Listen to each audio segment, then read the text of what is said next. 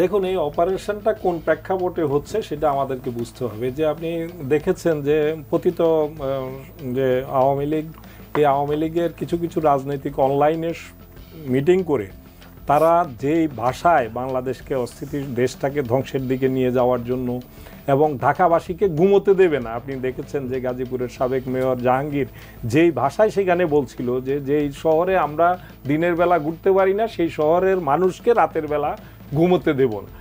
তো কি ধরনের কত ভয়ঙ্কর হুমকি এটা আপনি চিন্তা করেন। আপনি আমি যারা সরকারের ধরেন এই সরকারের সাথে ইনভলভ নাই, একেবারে অতি সাধারণ মানুষ, তাদেরকে কিন্তু বাদ দিয়ে কথাটা বলে নাই, বলছে যে এই শহরের কোনো মানুষকে ঘুমোতে দেবে না। তার মানে তাদের পরিকল্পনাটা কত ভয়ঙ্কর পরিকল্পনা। এর মধ্যে আমরা দেখেছি পরিত্যক্ত অবস্থায় গতকাল এখানে বোমা উদ্ধার হয়েছে যে আপনাদের কাছাকাছি ফার্ম গেটে বোধহয়।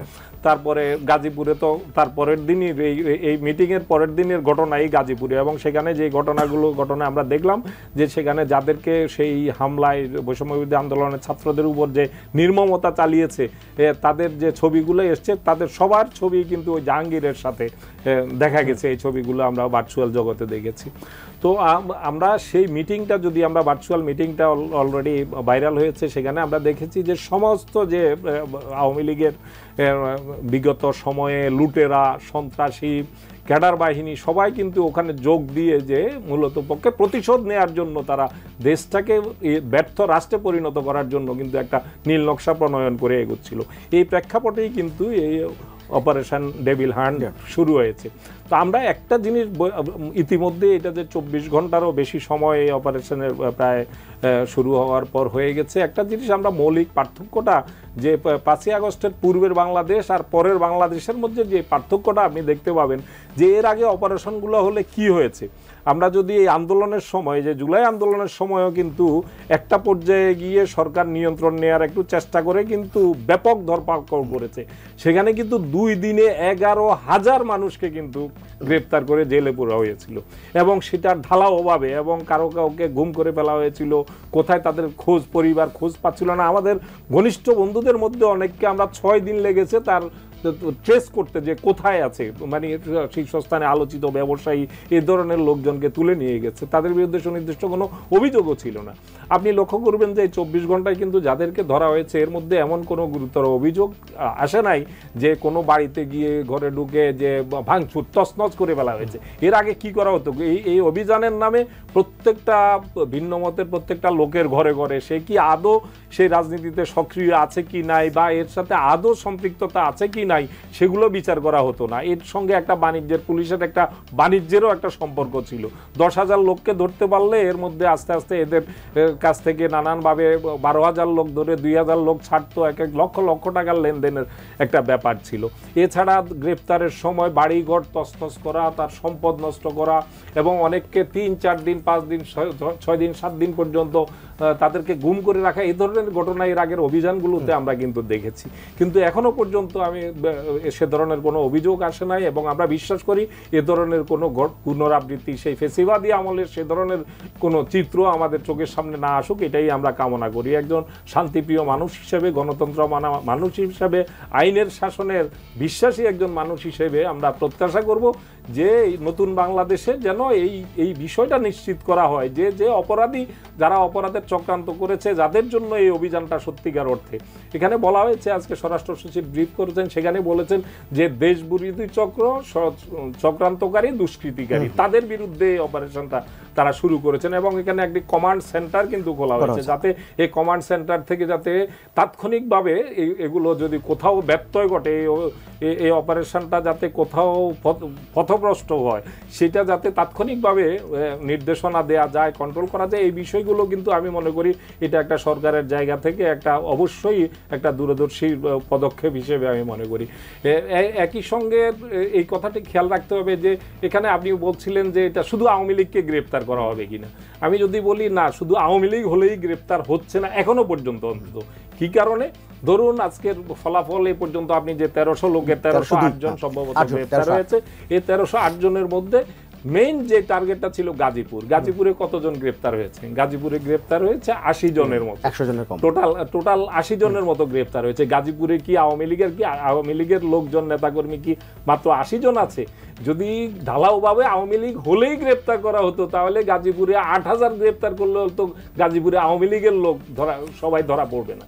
তো সুতরাং এখানে বুঝতে হবে যে গোয়েন্দা তথ্যের ভিত্তিতেই কিন্তু স্বরাষ্ট্র মন্ত্রণালয় থেকে যেটা বলা হয়েছে, গোয়েন্দা তথ্যের ভিত্তিতেই কিন্তু অভিযানটা চলছে। এবং যারা এই ষড়যন্ত্রের অনলাইন মিটিংয়ের মাধ্যমে যারা ষড়যন্ত্র করছিল, সেই অনলাইনে যাদের উপস্থিতি দেখা গিয়েছিল, এবং ওই দিন যে বৈষম্যবিরোধী আন্দোলনের ছাত্রদের উপর যে নির্মমতা চালিয়েছে, তাদের বিরুদ্ধে অভিযানটা চলছে। যে কারণে এটা ঢালাওভাবে কাউকে কিন্তু এভাবে গ্রেপ্তার করা হচ্ছে না। আমি প্রত্যাশা করব যে এই যে এখনো পর্যন্ত যে বিচার বিশ্লেষণ করে গ্রেপ্তার করার যে ট্রেন্ডটা এখনো পর্যন্ত আমরা দেখছি, এটাই যাতে অব্যাহত থাকে। ঢালাওভাবে শুধু ভিন্ন মত, ভিন্ন রাজনীতি করে আওয়ামী রাজনীতির সাথে, আওয়ামী লীগের তো সবাই দুষ্কৃতিকারী ছিল না, বাস্তবতা আমরা দেখেছি আমাদের আশেপাশেও বহু লোকই এসব অপকর্ম, লুটপাট, সন্ত্রাস, চাঁদাবাজি এগুলোর সাথে বহু সাধারণ আওয়ামী লীগের সমর্থকরা কিন্তু, এটা গুটিকতক এবং একটা বড় অংশ যারা শুধুমাত্র এটাই করেছে, এবং অবশ্য সমাজে তাদেরই দাপট ছিল, তারাই গত 15 বছর পুরো দেশ শাসন করেছে, সমাজ শাসন করেছে। তো তারাই টার্গেট হওয়া উচিত আমি মনে করি যে এই গ্রেপ্তার অভিযানের। আবার আসবো আপনার কাছে। আসলে আমি অপারেশন ক্লিন হার্টের কথা বলার চেষ্টা করেছিলাম আমার সময় প্রথমে। আচ্ছা, এক দুজন দর্শক আছে, একটু ফোনটা নিয়ে নিই। হ্যালো, আসসালামু আলাইকুম। ওয়ালাইকুম সালাম। আপনার নামটি বলে প্রশ্ন করুন। আমি যশোর থেকে বলছি, মোহাম্মদ ইসমাইল হোসেন। জি বলেন ইসমাইল। আমার প্রশ্ন ছিল যে বাংলাদেশে প্রত্যেকটা গণহত্যার বিচার হওয়া উচিত, আমরা সেটার জন্য তাকিয়ে আছি আমাদের বৈষম্য বিরোধী ছাত্র আন্দোলনের ভাইদের দিকে, তারা যাতে এটা আসলে বাংলাদেশের সমস্ত গণহত্যার বিচার করেই যায়। আর আরেকটা কথা হচ্ছে যে এই যে আওয়ামী লীগের গণহত্যা, সেটা তো অবশ্যই বিচার হওয়া উচিত। আরেকটা হচ্ছে যে এই যে সংবিধান, মুজিববাদ, এগুলো তো অবশ্যই হওয়া উচিত। আরেকটা বিষয় হচ্ছে যে ওনারা ইদানিংকালে আমরা মনে করতেছি যে একটা বিষয় ওনারা কাউন্ট করতেছে না, যে 71 সালে যে জামাতের ভূমিকা ছিল, গণহত্যার সাথে যে ভূমিকাটা ছিল, তো তাদের অনেকের বিচার হয়েছে, অনেকের হয়নি। কিন্তু কথা হচ্ছে যে দলীয় ভাবে তো তাদের সম্মতি ছিল, সেই গণহত্যায় লক্ষ লক্ষ মানুষ হত্যা করা হয়েছিল, যেখানে সেই 24-এর মতো, 24-এর থেকে আরো বেশি মানুষ মারা গেছিল। তো এখনো কি জামাত ইসলাম বাংলাদেশে যে রাজনীতি করতেছে, তারা কি কোনো স্টেটমেন্ট দিচ্ছে এখন পর্যন্ত যে তারা 71-এর সেই ভূমিকার জন্য লজ্জিত, বা তাদের সেটা অন্যায় ছিল, অপরাধ ছিল? ধন্যবাদ, আপনার প্রশ্নটা বুঝতে পেরেছি। এবং এখানে নিশ্চয়ই ওই দলের প্রতিনিধি থাকলে তিনি হয়তো এই প্রশ্নের উত্তর দিতে পারেন। আচ্ছা, আরেকজন দর্শক আছেন, ফোনটা নিয়ে। হ্যালো, আসসালামু আলাইকুম। ওয়ালাইকুম সালাম। আমি পিন্টু দুয়ারি, পটুয়াখালী থেকে বলছি। জি বলেন। আমার প্রশ্ন হচ্ছে দুজন অতিথির কাছে, একদিকে জেল থেকে শীর্ষ সন্ত্রাসীরা খালাস পেয়ে যাচ্ছে, ঠিক আছে, আবার অন্যদিকে সন্ত্রাসীকে ধরার জন্য এই নতুন একটা আইন জারি করা হয়েছে, ডেভিল হান্ট, ঠিক আছে। আমার প্রশ্ন হচ্ছে দুজন অতিথির কাছে, এতে মানবাধিকার লঙ্ঘন এবং বিচার বহির্ভূত হত্যাকাণ্ড বৃদ্ধি পাবে কিনা, এটা হচ্ছে আমার প্রশ্ন। ধন্যবাদ, আপনার প্রশ্ন বুঝতে পেরেছি। মাহিন সরকার, এর আগে দুজন দর্শক কতগুলো প্রশ্ন করেছেন, আপনার কি মনে আছে কিনা, নাকি আমি আর বলবো? আপনি আরেকবার বললেন। আচ্ছা, প্রথম প্রশ্নটা, একটা প্রশ্ন যদি বলি, সেটা উনি প্রশ্ন করেছেন যে এই যে একদিক দিয়ে আমরা দেখেছি বিভিন্ন শীর্ষ সন্ত্রাসীকে ছেড়ে দেওয়া হয়েছে, একটা সময় জামিন তারা বের হয়েছে, আবার এখন আবার ডেভিল হান্টের মতো একটা অপারেশন চালানো হচ্ছে, এটা কি পরস্পর বিরোধী হয়ে যাচ্ছে কিনা? না, পরস্পর বিরোধী না, এটা ঠিক পরস্পর বিরোধী না। মূলত আমরা যে সংস্কার চাচ্ছি সেটি হলো বাংলাদেশের সর্বক্ষেত্রে সংস্কার। এখন বিচার বিভাগের যে সংস্কারের জন্য আমরা আন্দোলন করেছিলাম আগস্টে, যখন বিপ্লব আমাদের যে অভ্যুত্থান সম্পন্ন হলো, তারপরে আমরা দেখতে পেয়েছি যে যারা বিচারক বা বিচারপতি যারা আছে, সেখানে কিন্তু যারা দুর্নীতিবাজ এবং বিগত সময়ে আওয়ামী লীগের পারপাস সার্ভ করেছে, তারা এখানে বসে আছে। তখন আমরা আন্দোলন করি এবং সেখানে যারা মূল দায়িত্বে ছিলেন তাদেরকে সেখান দায়িত্ব থেকে অপসারণ করা হয়েছে। কিন্তু অন্যান্য জায়গায় জেলা জজের ক্ষেত্রে যদি বলি, বিভিন্ন জায়গায় দেখা গেছে যে তারা মূলত আওয়ামী লীগের পারপাস সার্ভকারী। তো একটি নতুন সরকার এসেই কিন্তু সবাইকে তারা আসলে স্যাক করতে পারেনি, বা তাদেরকে তাদের যে দায়িত্বের জায়গা, সেই দায়িত্বের জায়গা থেকে প্রশ্ন পর্যন্ত করতে পারেনি। সেই কারণে আসলে খুব স্বাভাবিকভাবে তারা আওয়ামী লীগের পারপাস সার্ভ করার কথা ছিল, এবং বিচারিক প্রক্রিয়াতেই এই দোষী ব্যক্তিগুলো ছাড়া পেয়েছে। এখানে সরকারের অবশ্যই আমরা মনে করি গাফিলতি আছে, এবং বিচারিক কার্যক্রমে যে সংস্কার বা বিচার বিভাগের যে পরিপূর্ণ সংস্কার, সেই সংস্কার কার্যক্রম সফলতার মুখ না দেখার কারণে এই ঘটনাটি ঘটেছে। আর অপরদিকে যে সমস্যাটির কথা উনি ইন্ডিকেট করেছেন সেটি হলো এই প্রশাসনের যে গাফিলতি।